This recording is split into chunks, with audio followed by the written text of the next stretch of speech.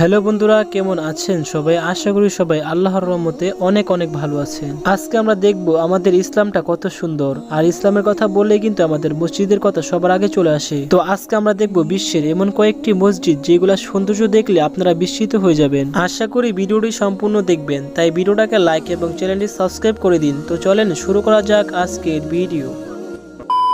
আচ্ছা, আপনারা কি বলতে পারবেন এটা কোন দেশের মসজিদ হতে পারে? হ্যাঁ, এটাই বাস্তব। এটা হলো জাপানের মসজিদ। এই মসজিদটি তৈরি করেছে তুর্কিরা 2000 সালে এবং এই মসজিদটি তৈরি করা হয়েছে তুর্কির অটোমান সাম্রাজ্যের ডিজাইনের আদলে। চলেন এবার মসজিদের ভিতরে প্রবেশ করা যাক।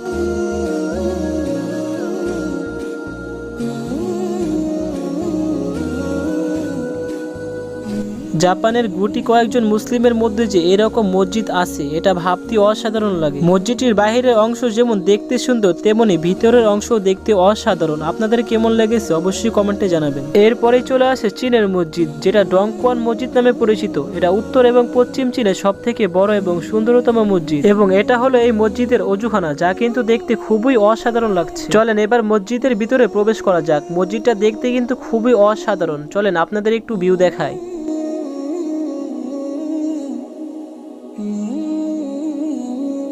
চীনে যে মসজিদ থাকবে তাও এরকম সুন্দর, এটা আমি কখনো কল্পনাই করতে পারি নাই। মাশাআল্লাহ, দেখতে মসজিদটি খুবই সুন্দর। চলেন আমরা পরের মসজিদটি দেখে নিই। এর পরপরই হলো ভারতের কাটরা মসজিদ, যেটা মুর্শিদাবাদে অবস্থিত। এটা তৈরি করা হয় 1724 সালে। এখানে কিন্তু প্রতিদিন অনেক পর্যটকরা ঘুরতে আসে, কারণ এটা হলো ভারতের ঐতিহাসিক একটি মসজিদ। আবার এখানে বাংলার প্রথম নবাব মুর্শিদ কুলির খাঁর কবর এখানে আছে। দেখতেই পারতেছেন এটা হলো বাংলার প্রথম নবাবের কবর।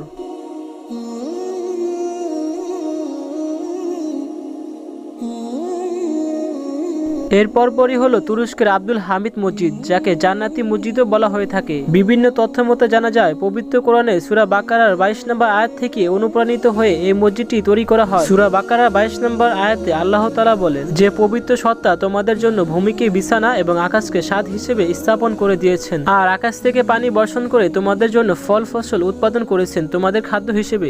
অতএব আল্লাহর সাথে তোমরা অন্য কাউকে সমকক্ষ করো না। বস্তুতে এসব তোমরা জানো। আসলে মসজিদটি খুবই অসাধারণ। আপনাদের কেমন লাগেছে অবশ্যই আমাদের কমেন্টে জানাবেন। আপনারা কি বলতে পারবেন এটা কোন দেশের মসজিদ? হ্যাঁ, এটা আমাদের বাংলাদেশে দৌলতপুরে অবস্থিত একটি মসজিদ, যেটা সম্পূর্ণ আকিজ গ্রুপের অর্থায়নে সম্পূর্ণ করা হয়েছে, যেটা আপনারা শুনতেই পারতেছেন। এটা নতুন করা হয়েছে 3.5 বছর। এটা কি আকিজ গ্রুপ করছে এরকম কিছু?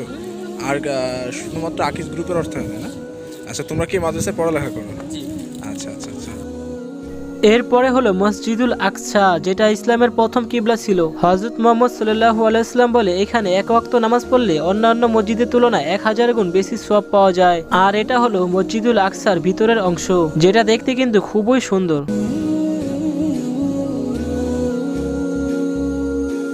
আর মসজিদুল আকসার সাথে কিন্তু ইহুদিদের পবিত্র জায়গা রয়েছে। দেখেন তারা কিন্তু এখন তিলাওয়াত করছে।